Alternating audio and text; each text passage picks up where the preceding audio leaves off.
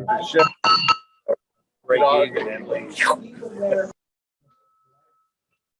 afternoon, everyone. Welcome to Beavercreek Rotary. I'm your president and host, Stephen Brown. I'd like to thank our greeters, Bob Kachoy and Stephen Brown. Eric Marcus, never looked better, ever. Is he on right now? He is. Eric, you looked really good today, so best I've ever seen you. I hope you're feeling better, though. Mike Zwick, Pete Mills, and Mark Weinstein for our great programs, and Jim Gundle for the YouTube and website. I'd like to invite Denny Jarvie up for the invocation.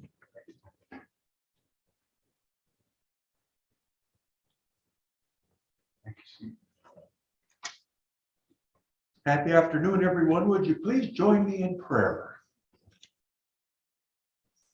Oh, Holy Creator of the universe, as we gather here today as members of Rotary, we pray that we are ever mindful of the opportunities to render our service to our fellow citizens and to our community, keeping in mind always the enduring value of life, exerting our efforts in those areas and of those things upon which our future generations can build with confidence.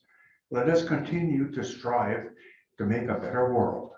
Amen. Amen. Thank you. Secretary's report, David Cusack.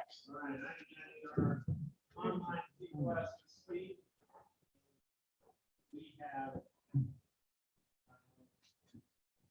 roughly 52% of members in attendance. I would like to point out a member in attendance who is prodigal son returning, Dr. James Jambor, member since 1992. Thanks for coming back. All right.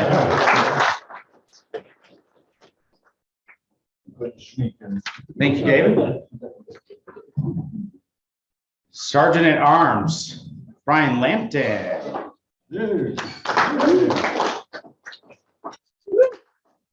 Wow. Wow. Fabulous. Thank you a lot. That's right.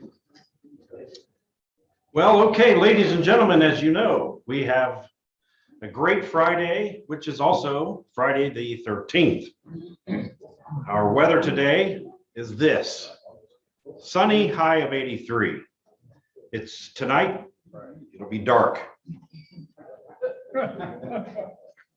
Tomorrow, sunshine early, scattered showers, possible storms in the PM. So that means it may rain and it may not. Well, I could have told you that, and I don't have a degree in weather. And then Sunday, same thing. Kind of a duh. Of course, those of us that have been Rotarians for a while know that we are feasting on Lou Dockery's favorite lunch. Yeah, there is. Remember Lou Dockery he hated meatloaf. Hated meatloaf. Had to say something about it every time.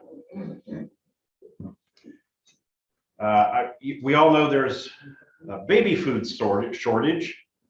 I read a story that said that the shortage is due to COVID-related labor problems, transportation problems, raw material problems, and parents were stockpiling baby food during the pandemic.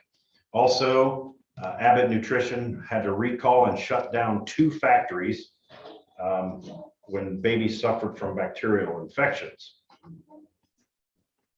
Special Wish Foundation granted its 1,800th wish to a 17-year-old in West Carrollton. The boy has advanced leukemia. He and his family are headed to Walt Disney World for the week. Elon Musk recently struck a deal to purchase the Twitter social media platform. He announced the $43 billion deal is on hold, pending details of supporting calculations that spam or fake accounts do indeed represent less than 5% of the users. Do you imagine that?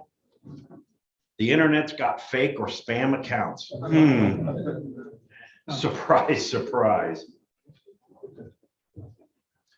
Some of the worst rated cars according to JD Power, Kelley Blue Book, Consumer Reports, and others. So this is sort of a compilation of data. Some of the bad cars are Cadillac ATS, Dodge Charger, Land Rover Discovery, Mercedes-Benz G-Class, Jeep Cherokee, Nissan Titan, that's the big pickup, Subaru Forester, and Jeep Wrangler, among others. Just remember those, because if you have one, you're going to be paying $1. I saw this one on the internet, so it must be true. Sanjeev and Sadhana Prasad are suing their son and daughter-in-law for inflicting mental cruelty upon them.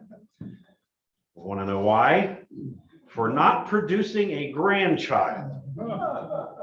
This actually is happening. The couple now has 1 year to comply, or they will be out $650,000, or at least be sued for it. Wow. Let's see, we had elections recently, the Greene County Beauty Contest. Now the two judges came in last. Commissioner Gould came in third, David Graham a little above that, and the winner was Scott Anger. Sheriff Anger won that. You'll have to ask Commissioner Gould about which I am speaking. What are some of the, what are this, you know, we all have habits, bad habits with regarding passwords. There are 5 habits you should, bad habits you should avoid. The first one is using the same password for everything. Just don't do that. Also, forgetting your passwords is bad, because then you're wasting time doing the whole password reset thing. Never updating your passwords, apparently that's not good. Most folks' passwords are too short. They should be at least 14 characters. Of course, some places have specific parameters on the passwords.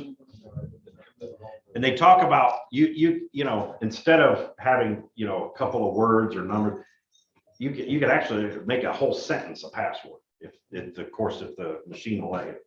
And the 5th bad habit is keeping the same security answers, you know, the security questions, using the same ones.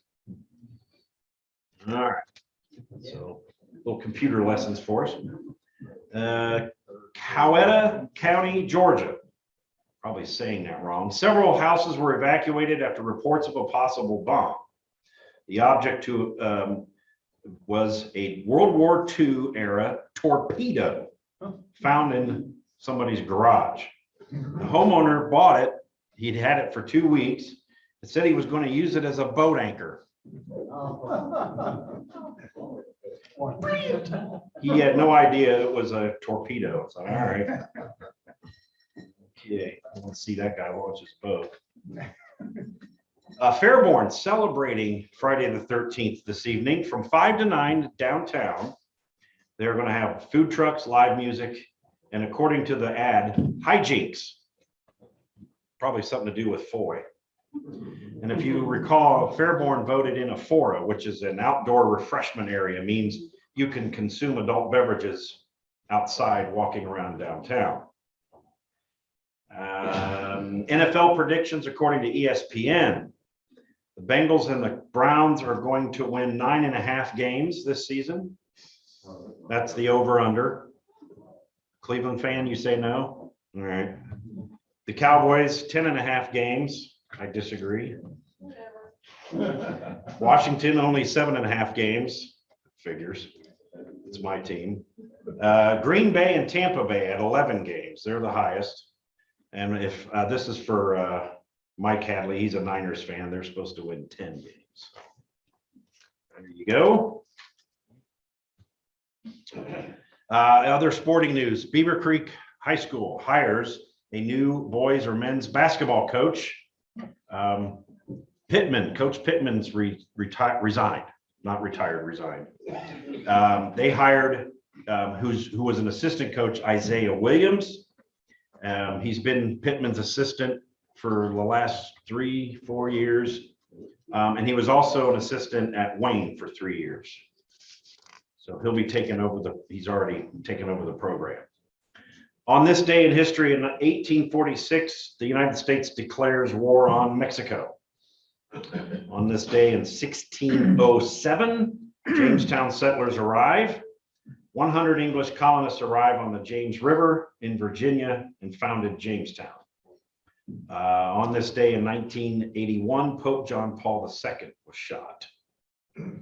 And some birthdays of note today in 1914, Joe Louis, the world heavyweight champ. The birthday in 1931, Jim Jones, he was the leader of the People's Temple cult. And so don't drink his Kool-Aid. In 1950, singer-songwriter Stevie Wonder was born today. In 1961, NBA player Dennis Rodman. Actually, I'd like to call him NBA character. In 1941, singer Richie Valens had a birthday. In 1955, Darius Rucker, who was the lead singer for Hootie and the Blowfish, birthday today. All right, some things we got here. Turtles can breathe through their butt. There is a basketball court on top of the United States Supreme Court building.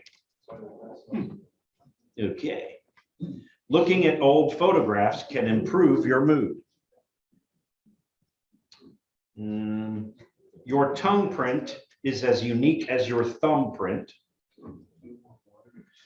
Dogs sneeze when they are happy or excited. Believing you're lucky makes you luckier. Okay. A group of porcupines is called a prickle. The inventor of Pringles is buried in a Pringles can. A blob of toothpaste on your toothbrush is called a nurdle. I know we're all going to walk out of here going, I feel so much better now knowing that. Let's see. Captain Crunch's first name is Horatio. A single strand of spaghetti is a spaghetto. I know. I'm glad to just share this information with you. Abe Lincoln was once a bartender. That's probably how he learned to listen so well. And I don't know why somebody tested this, but rats will laugh when you tickle them. I know. Those of us that are regular churchgoers, you know that most churches have their little bulletins or newsletters, right? Here are some of the interesting ones because usually they don't get edited very well and they're somewhat comical. A bean supper will be held Tuesday evening in the church hall. Music will follow. The sermon this morning, Jesus walks on water. This evening's sermon, looking for Jesus. The fasting and prayer conference includes meals.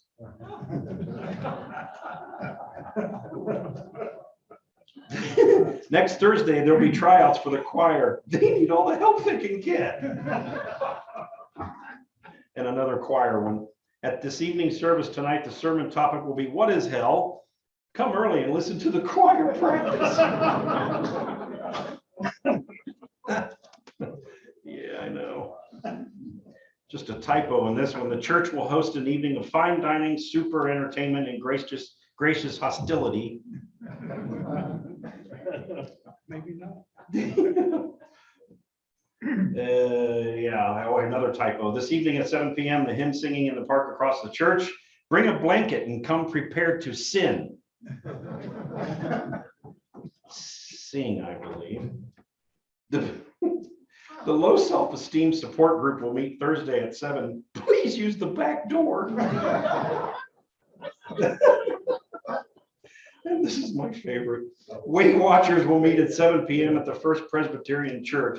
Please use the large double door at the side entrance. Hey, you can't make that stuff up. Okay, so So if you don't have babies to feed, that'll be $1. I didn't want to find those of you that did, since there's a shortage. And that includes grandparents, if you got babies. If you've been to Walt Disney World in the last 12 months, that'll be $1. Now, I won't get many of you this, but if you do have an active Twitter account, that'll be $1. If you do own any of those bad cars I mentioned earlier, that'll be $1. If you use the same password for everything, that'll be $1. Especially if it's 1234 or 1111. If you've ever fired or ordered the launch of a torpedo, that'll be $1. Been to Mexico, that'll be $1. Let's see if I get anyone with this. If you do not know who Richie Valens was, anybody? Everybody know Richie Valens? All right. And no rotary pin. I don't have one. That'll be $1. Hey, I'll find myself too. So, and we'll go to collection of happy bucks. Thanks very much. President. I like that.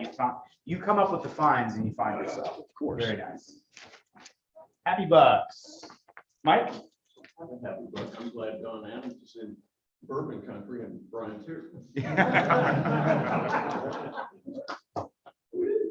Randy? I'll do this for Alex says. MS week is next week. The saying for it this week or this month or this year is Rising to the Challenge. It runs from the 15th to the 21st. And in celebration of it, we have 3 EMS open houses. Monday, Tuesday, Wednesday, 16th, 17th, and 18th. Station 63, Station 64, and Station 65. Perfect. Come Thank- around. All right. Thank you. Yep. I'm retired, so I'm going to rekindle my rotary.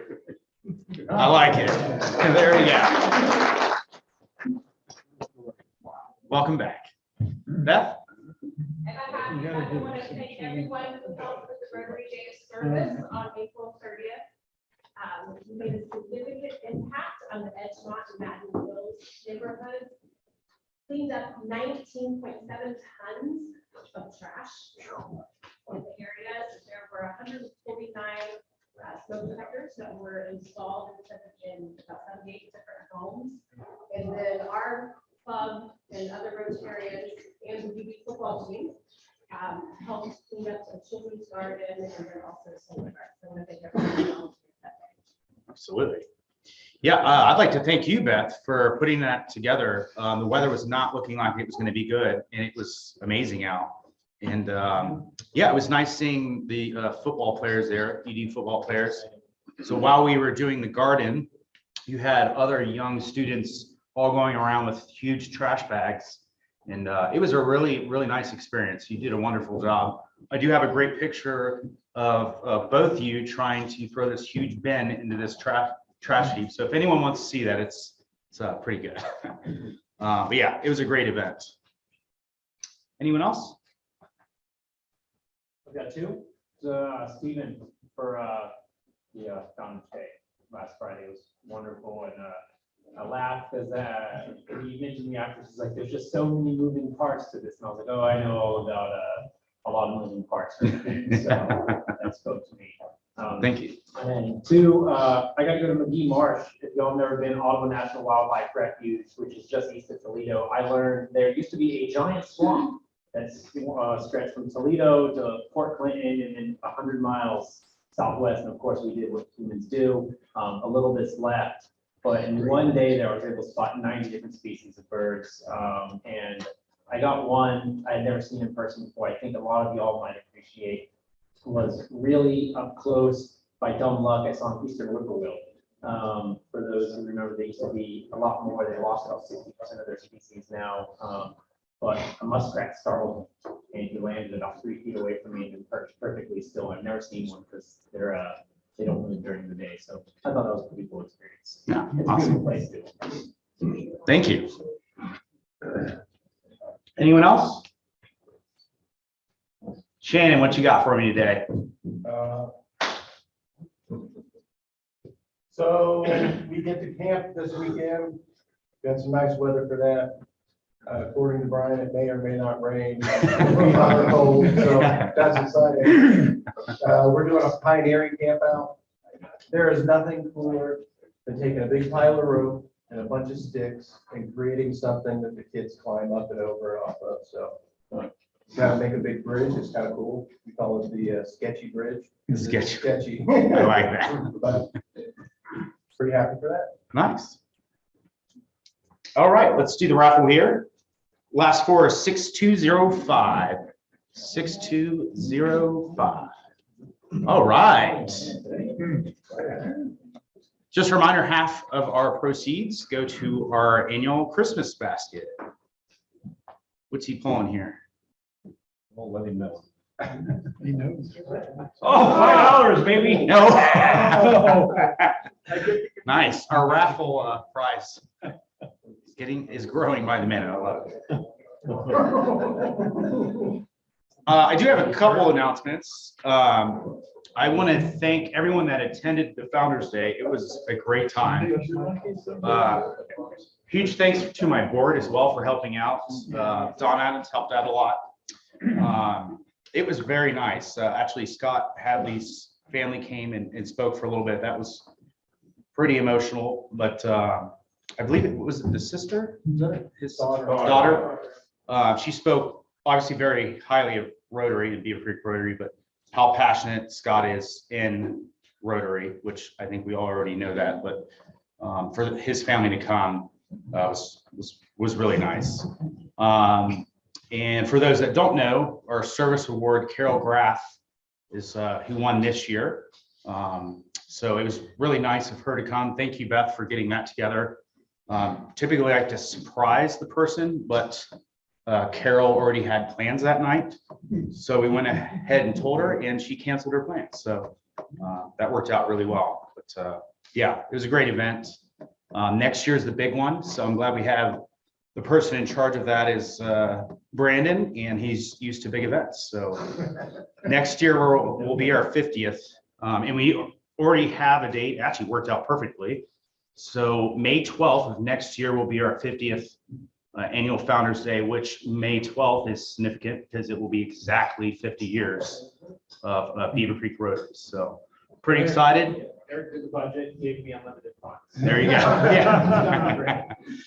We're selling all of our assets. So no, so you'll have no excuse of going because we're telling you now it's already booked. So go ahead and put it in your calendar. Are we Yeah. gonna have a big blow up at the entrance, like the starting line? I'll bring the one from Advanced Running. I love it. Nice. Where's Pete Bales? Pete Bales will bring his blow up Rotary sign. I love that thing. Also, we did have a visitor come in. I'm sure you all know her, but Joanne Garcia with City Council is here. She'll be one of our newest members here soon, right? I only had the application, what, January? Yeah. It was resent to you though this week, so. But thank you for joining. So we all know that our club needs nothing more than another lawyer to join us, so we're excited. And I was told that, so if you weren't at Founders Day, I gave Dave an award and it's already framed in his office. So I feel pretty special about that. Anyone else have any announcements? All right, let's get with the program and invite Brian Lampton up again.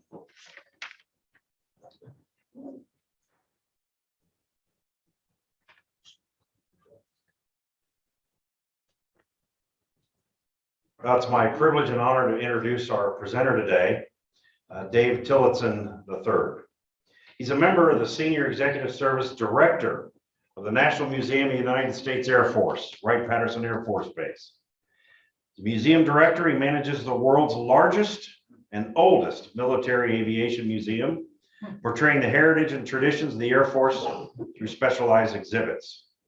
He oversees nearly 1 million square feet of exhibit space with more than 350 aerospace vehicles, missiles, and thousands of other artifacts.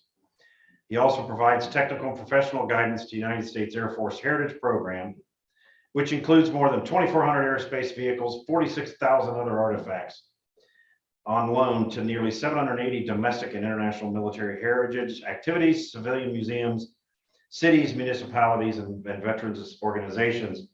And for those of you that haven't been recently, you owe it to yourself to go out there to see, especially the Air Force One presidential aircraft wing or hangar, I suppose.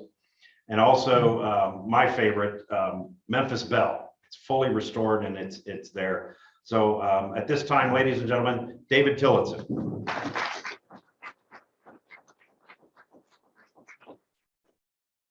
Well, thanks very much for inviting me. I'm a suitable substitute for the president and CEO of the National Aviation Hall of Fame, who was originally going to be your speaker. You can tell us apart because my hair is grayer than hers. I'm just saying. So that's how that works. Anyway, I'm happy to be here. I'm happy to substitute and have an opportunity to come out and talk to Rotary. I enjoy coming and talk to Rotary groups because you guys represent a lot of what's going on, and it's an opportunity for me to give you things to talk about with folks that you interact with. So hopefully that at the end of the day, I'll have achieved that objective if I haven't achieved anything else.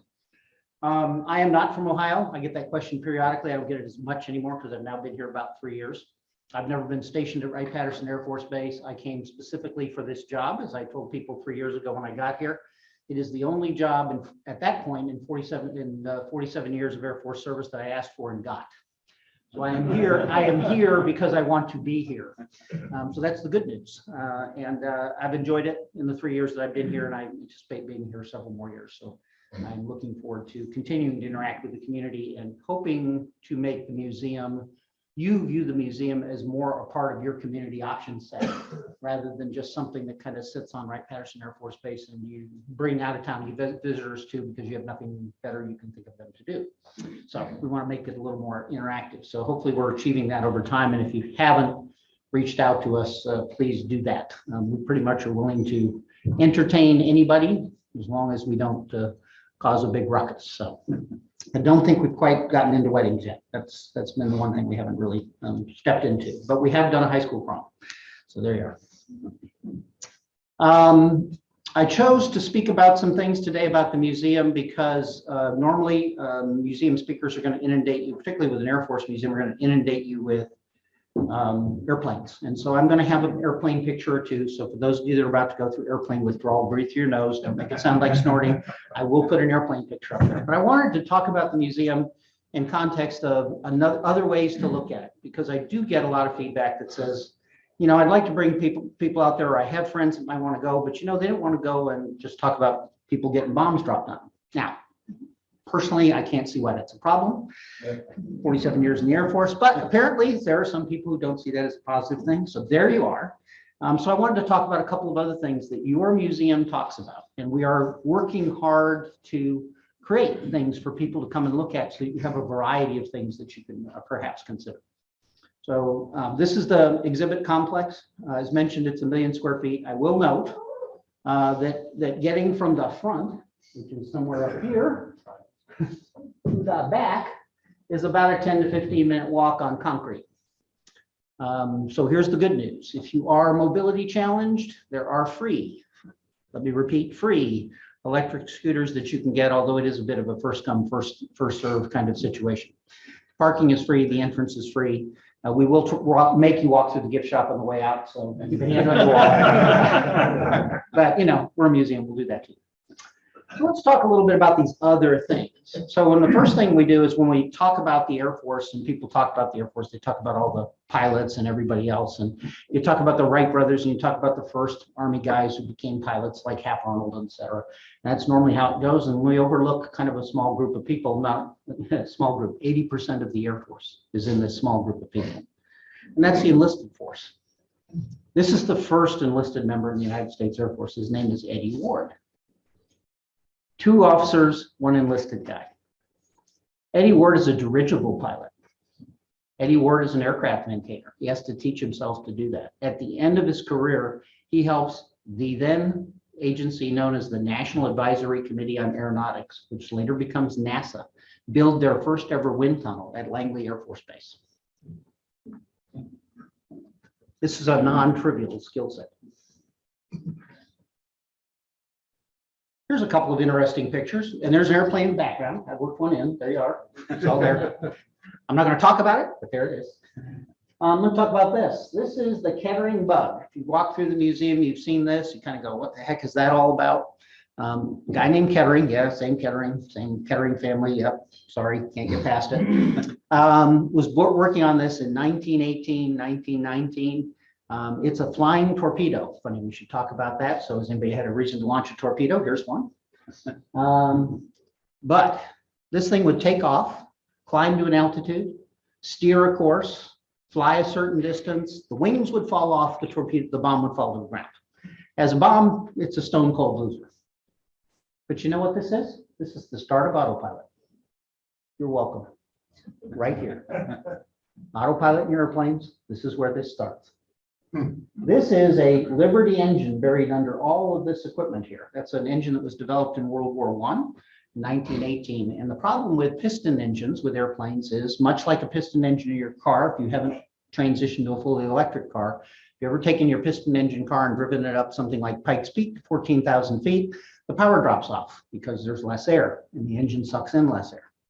And so with airplane engines, that took place. And in World War I, you flew about 9,000 to 10,000 feet because that's about as high as you could get. And after that, the engine power dropped off. So they developed something called a turbo supercharger. You take the engine exhaust, you run an impeller, you force air into the pistons. That Liberty engine that flies to 9,000 feet now goes to 33,000 feet and doesn't lose any power. If you have a turbo powered car, you're welcome.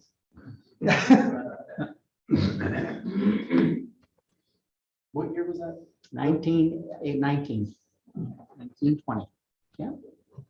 Was tested, by the way, back to that enlisted force thing, was tested. 4 enlisted guys had to drive one of those engines on a truck up the back of Pikes Peak in an old style truck in, in the 1900s and test the engine at 14,000 feet before they would fly it. But that's how it works.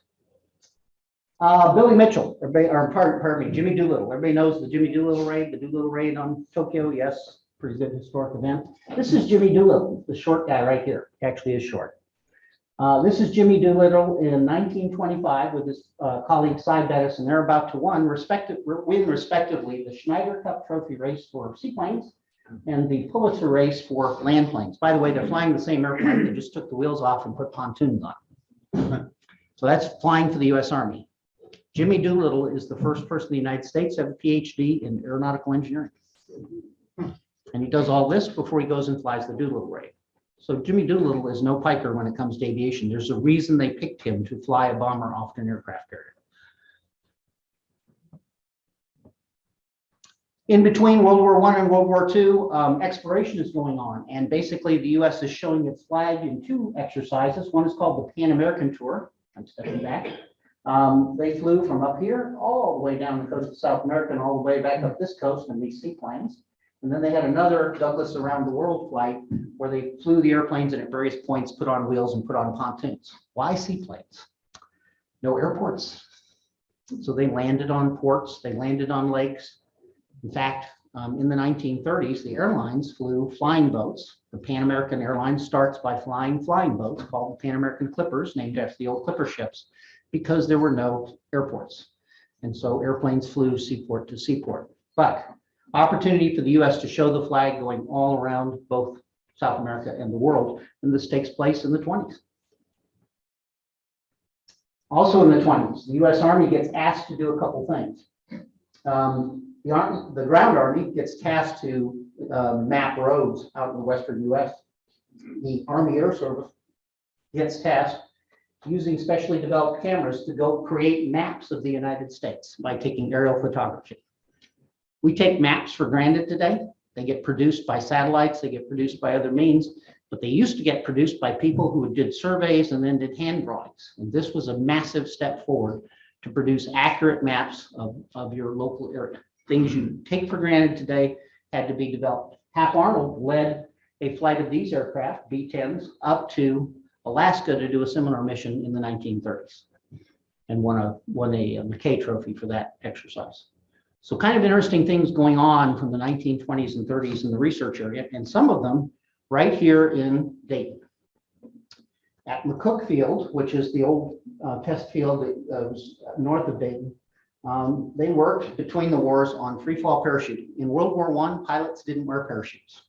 They had them, but they were too bulky to get in the cockpits. The only people in World War I who used parachutes were balloon observers, because you could hook your parachute up to the side of the balloon, and the balloon was filled with hydrogen. And if you've ever watched the movie The Martian, nothing ever goes wrong from burning hydrogen. If you remember the Hindenburg, pretty much the same issue. So it's pretty much what an observation balloon did. So you would jump out rather than standing around waiting for that to go down in flames.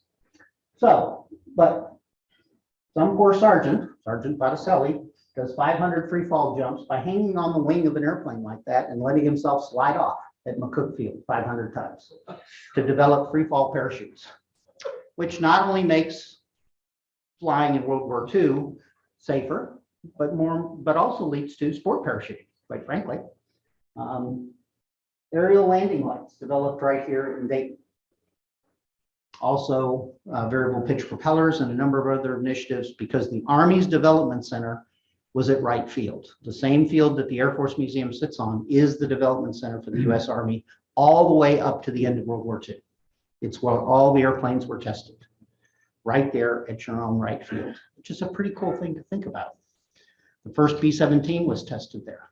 The first woman to fly a jet in the United States, Anne Baumgartner Carl, flew a P-59 at Wright Field.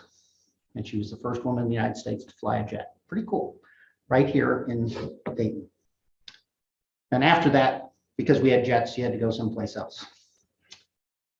In the 20s and 30s, in order to get up to higher altitudes, 50, 60,000 feet, to see what happened to people at those altitudes. So how would you like to volunteer to be that person? I'd like to go up, send you up to 50,000 feet, see if you can live. Okay, send me up in a balloon, which we knew the physics, but didn't really account for it. That's the balloon exploding right there. You can see it shredded. As the balloon goes higher, the gas expands, and at a certain point, the fabric won't hold together, and they kind of discovered that. They didn't actually discover it. They knew the theory, they just didn't build the fabric well enough. This is the world's first pressurized cabin aircraft, flew again right here at Wright Field. An Army captain and an Army private operating that. That becomes pressurized bomber, the B-29 in World War II. And by the way, those of you who have flown an airliner and not had to wear an oxygen mask, you're welcome. XC-35, 1930. After the 20s and 30s, we move into the high-speed jet research era. You can see these all out in Building 4. I'll just show you the cool picture because it's a cool picture. And then anybody that's having their airplane withdrawal moment, there you go. Go out and see that part. But we also did some early physiological experiments with living beings in space. And in this case, we start with animals. And so there's an early experiment with a rocket where we send up 2 monkeys, basically one sitting up, one laying down, and then 2 mice in this little capture bubble here. And they went up to the edge of space, came back down. They all survived. So we get to the punchline here so nobody panics. The 2 monkeys lived out their lives at the National Zoo in Washington, D.C. The 2 mice were lab mice. They didn't live all that long. If you want to see the 2 mice, because there are no kids in this audience, you can go to the Air Force Museum because for whatever reason, God only knows, they preserve the 2 mice and they are on exhibit at the Air Force Museum. So for the record, we have 2 astronauts at the Air Force Museum. Just saying, you can go find them.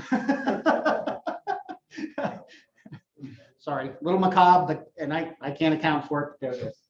This is Ham. He makes the first flight in a Mercury capsule before any of the Mercury astronauts. And Ham isn't just trained to ride, he's trained to do things. He actually has to reach out and do things. He works with a trainer, and he actually has to work during his mission. And again, like his colleagues, he survives his flight and he retires after these missions and basically lives out a normal chimpanzee life. So again, everybody comes out of this story okay, including the mice who, even though they got preserved differently, they lived out their lives. That's all I can tell you. So, but once you do that, then you kind of got to go, okay, well, what are we going to do about people? Anybody see Felix Baumgartner jump from the edge of space in YouTube? Yeah. Remember what he looked like? Remember what he was wearing? Big pressure suit, pressurized gondola. Kind of looked like a spaceman. In 1960, Captain Joseph Kittinger steps out of a balloon at 102,000 feet. My favorite part is the duct tape. He's wearing a pressure suit under all that. It's a winter weight flying suit. The gloves and the white boots, for those of us that are military, if you had a winter Arctic survival kit, yep, those are your bunny boots. Those are your standard Arctic survival mittens. And he steps out of a balloon at 102,000 feet and sets the first record that Felix Baumgartner later breaks. And he does that in 1960. By the way, you notice his highly sophisticated balloon as well. Felix rides a nice pressurized capsule up to 126,000 feet. You know, Joseph Kittinger is riding in an open fabric, you know, kind of piece of thing here. We send him up. Yeah, if you guys don't know what he's talking about, Red Bull Yeah. they made a capsule to beat his world record, and it's insane. Yeah. He's free falling, Yeah. going like this all the way down, and he survived. Kittinger still alive? Yes, he is. In fact, you know who Felix Baumgartner's principal advisor was? Colonel, U.S. Air Force retired, Joseph Kittinger, who not only rode this balloon mission, but he rode two others. So he flew routinely to 80 to 100,000 feet doing balloon experiments, very similar to what we did in the 20s and 30s, because you hadn't yet put people into space. So kind of a cool exhibit in the little corner, but I take a look at it and then think of Felix when you do that. This is our missile gallery. And for folks that have been out there, a lot of you know that this is the, I'm sorry, I'm trying to get on my time because I was told I have a hard stop and you guys have to get out of here.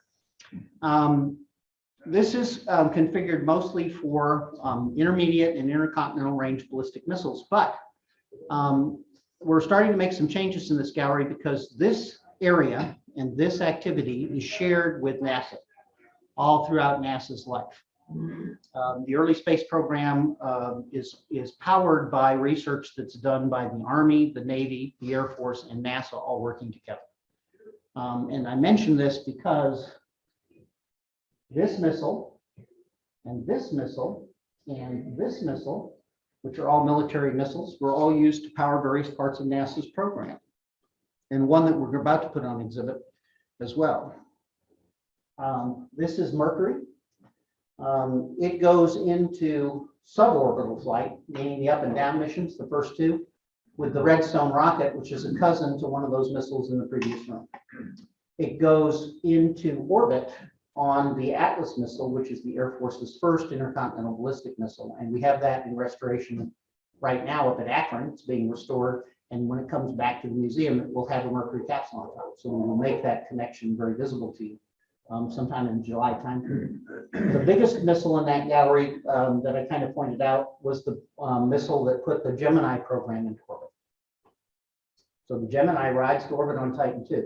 Both Atlas and Titan are also used to put various satellites into orbit, including the early National Reconnaissance Office spy satellite program. So a lot of things going on in the Air Force. When you look at that gallery and you go, oh, I don't want to talk about nuclear warheads, and the answer is, okay, then don't talk about nuclear warheads, talk about the space program, because it's all the same stuff. And it's all going on. It still happens today. It's a shared activity. These are research high-speed aircraft.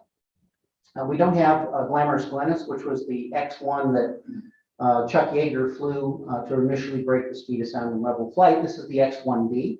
Comes a little bit later. It's the first major rocket-powered aircraft series to get as high as Mach 2.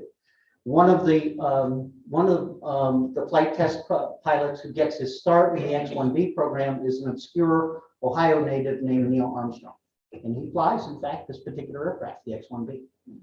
The X-1 sitting at USAFA. Yeah. And then there's the X-15 program, which flew in the 60s, basically from 62 to 69. This is exploring hypersonic research. This aircraft that sits at the Air Force Museum holds the speed record for a manned aircraft, 4,500 miles per hour. Mach 6.7 for those who are into the Mach scale.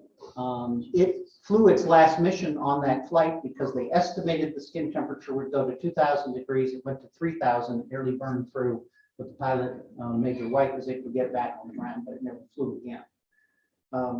That same little known test pilot from Ohio, Neil Armstrong, flew in the X-15 program as well. So you got Neil, you had Neil in the Gemini program, which I showed you on the previous page.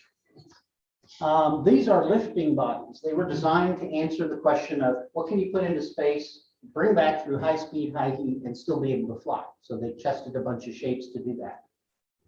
This program, and this program lead to this program. This is where the space shuttle comes from. And if you look carefully on these programs, and you can't see them well on these images, but on the tail of the X-15, the tail of the lifting body, in addition to the Air Force markings, is NASA. So this is shared research with the Navy, with the Air Force, with NASA, all going on during the 50s and 60s at government expense. I should have shown you one other one on the space capsule, so I'm going back to it here just because it's worth the story. So Neil Armstrong flies the Gemini program. Of course, he also flies the first Apollo to the moon program. This is Apollo 15. It's one of the later Apollo missions. It's an all Air Force crew. They're the first crew that takes a lunar rover to the surface.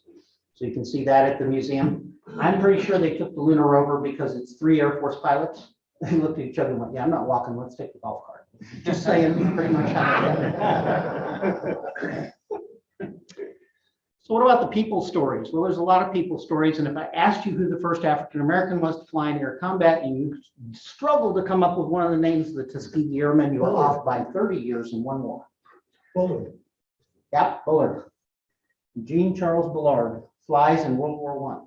Eugene Bullard is from Georgia. He is in France, in Europe. At the time the war breaks out, he joins the French Foreign Legion. He served at the Battle of Verdun. For those of you who are military historians, you did not want to be at the Battle of Verdun. He wins the Legion of Honor. Decides it's not safe to be in the infantry. He joins the Air Corps.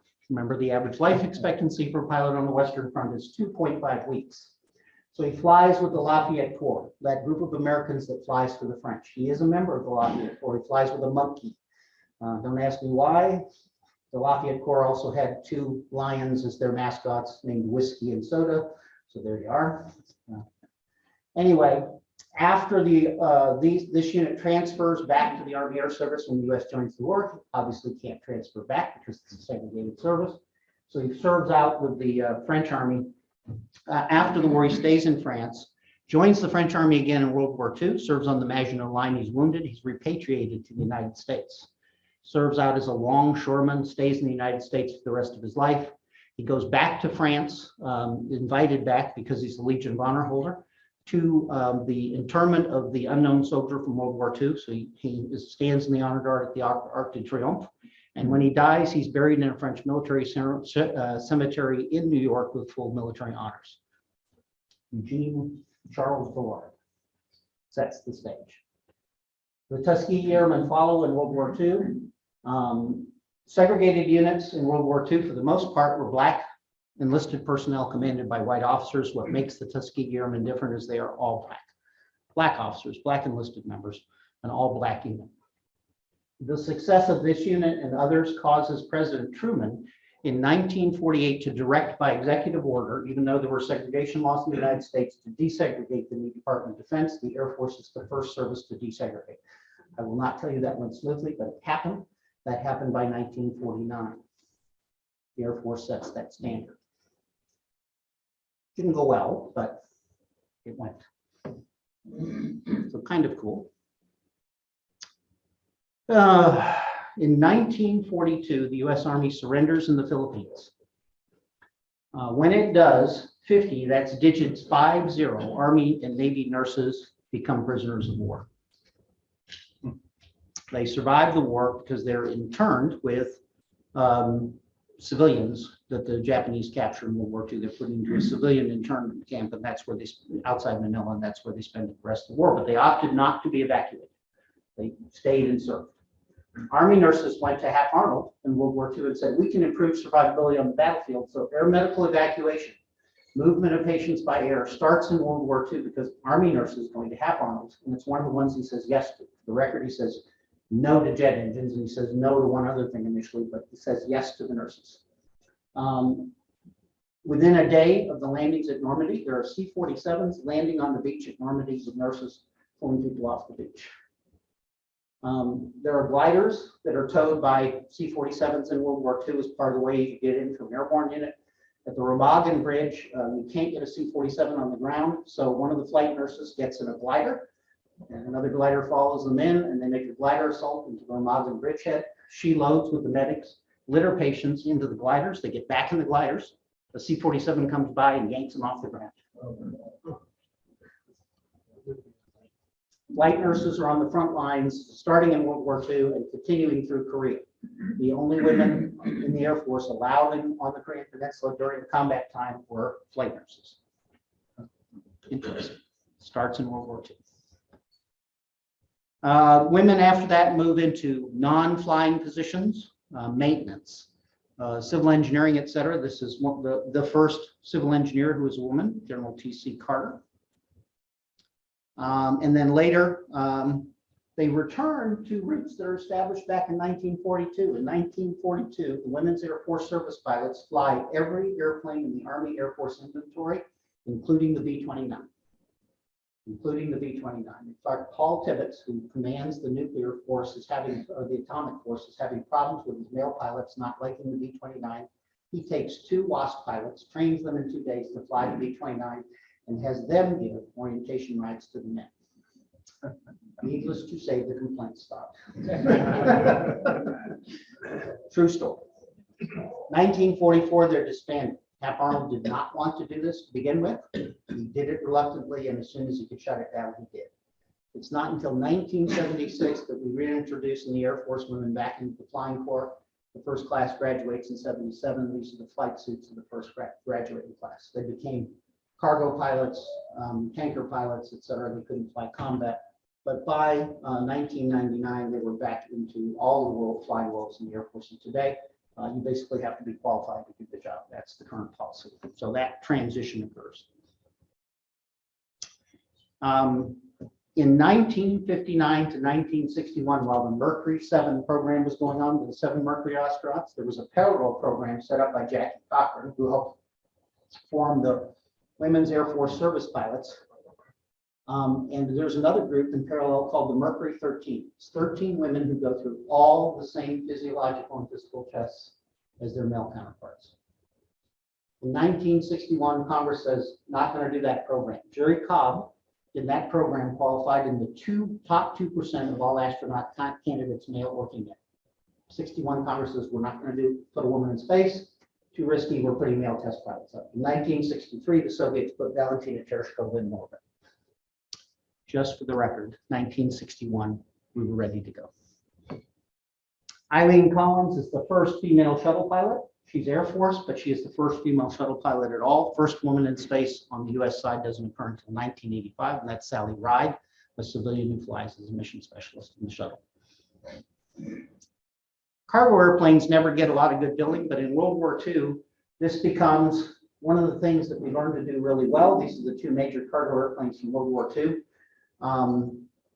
The airdrop over Holland, where we simultaneously airdropped 3 airborne divisions. On that day, the line of C-47s and gliders was 96 miles long and 3 miles wide. 96 miles long and 3 miles wide. We flew C-46s through the Himalayan mountains in World War II. Fortunately, the Soviets saw none of that. They saw none of that. And the reason it was fortunate is because then in 1948, when the Soviets shut down all water and land access to the city of Berlin, they have never seen 96 miles long and 3 miles wide. And so every 3 minutes, there's an airplane landing at Tempelhof Airport for 15 months to keep the city alive. Pretty cool. Take a cargo airplane, stick a spray bottle in it, you can fight forest fires. There's an Air National Guard unit and an Air Force Reserve unit that train to do this and fly every fire season out in the West. Imagine flying a C-130 just over the tops of the trees going down the side of a mountain. There it is. Pretty cool. You can go see that at the museum. Helicopters. Helicopters for rescue kind of become something that we developed initially in World War II, 1942. Later in Korea, it expands. And in Vietnam, we figure out how to make them refuelable in midair, which is pretty cool. That's an Air Force innovation. Still the only service that does that. Until recently, the Army does some of it, but only for special ops. We're still the only service that does it for rescue. Why would you care? This is a picture from about 2 months ago. This is an Air Force rescue helicopter pulling somebody off of a fishing trawler off the coast of California. This helicopter flies 300 miles without refueling. This fishing trawler is 500 miles off the coast. This helicopter was refueled 3 times to get there and back, just to pull somebody off of the boat. And that's something you can ask for because of the combat capability we built in Southeast Asia. This is Brent Balchin landing a PBY Catalina deliberately on the Greenland ice pack with the wheels up to rescue a downed bomber crew. Starts the Air Force into Arctic operations. He's a Norwegian, works with the U.S. Army Air Force. They actually go in, get the guys out of this bomber that crashed there. They rescued them. Brent Balchin actually had to walk out of that one because they couldn't put the crew on board and fly the entire PBY crew out. So he and a colleague hiked back out. Interesting, but kind of cool.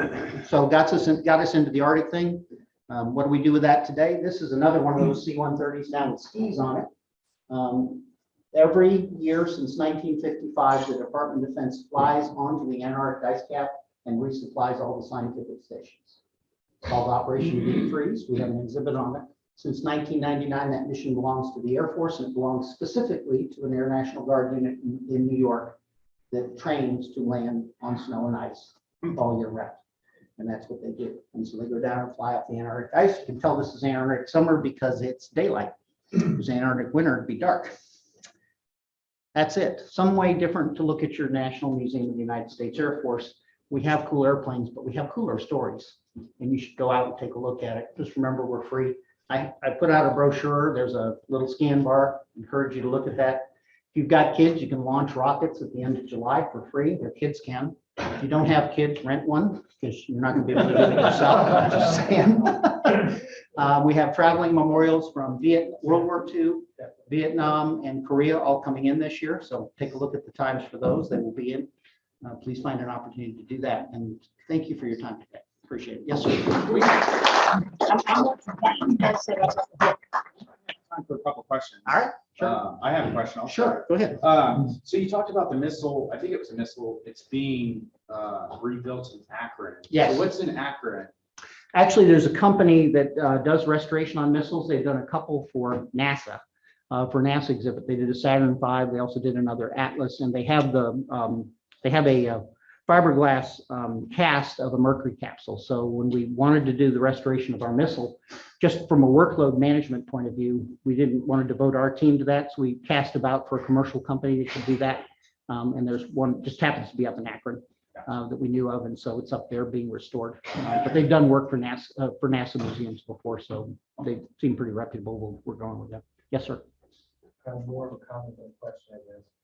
So since my kids were 2 years old, they're now 18, 16, probably about once every other month we went to the Air Force Museum. The fact that you have cockpits they can get in, that's always, that's huge. The hands-on things, how helpful all the staff is. I mean, it really is the crown jewel of the community. Well, we appreciate that feedback, and thank you. After every trip through the museum, we had to stop in the kitchen. Ask for advice. Yeah, I can't account for the astronaut ice cream myself, so I'm just gonna say I know it sells. For the life of me, I'm going, okay, glad it does. I'm not going there, but there you go. Yes, sir. 2 years ago, there was talk about it. I don't know if there's anything came about it later. Building 280 has a mural of the goblins. Have you heard about that? That was painted back in World War II. They talked about trying to move that from 280 to your guys' facilities. Is anything come about that, or is that going to fall when the building falls? It's going to fall when the building falls. We actually looked into what it would take to do that, and it was just going to be prohibitively expensive to try and salvage it. So we're just recording the images. There have been a couple of murals over on the main part of the base that have not been as salvageable as we want because of the way they were done on the walls. And I think those were done, my fuzzy recollections, those were done by POWs that were here. Yeah.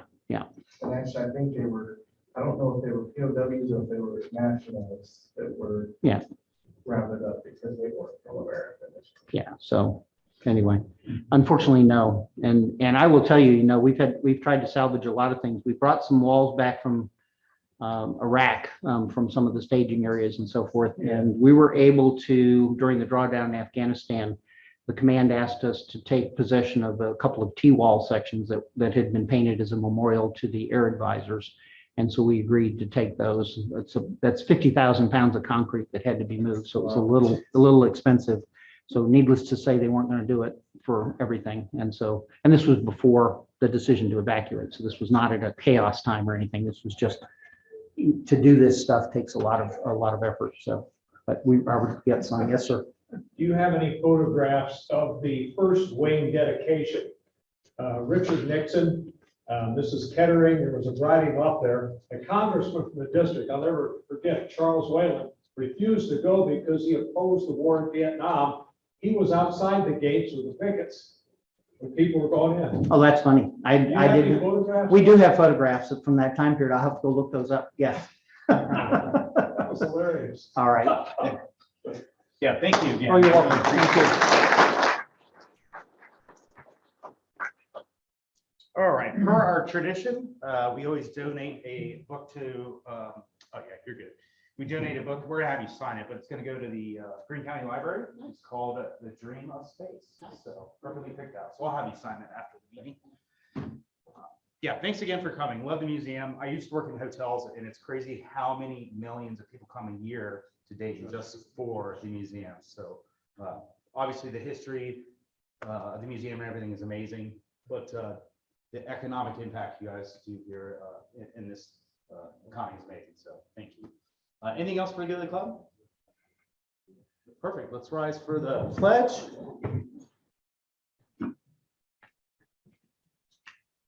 Would you like to lead us? Pledge allegiance to the flag of the United States of America and to the republic for which it stands, one nation under God, indivisible, with liberty and justice for all. Very good.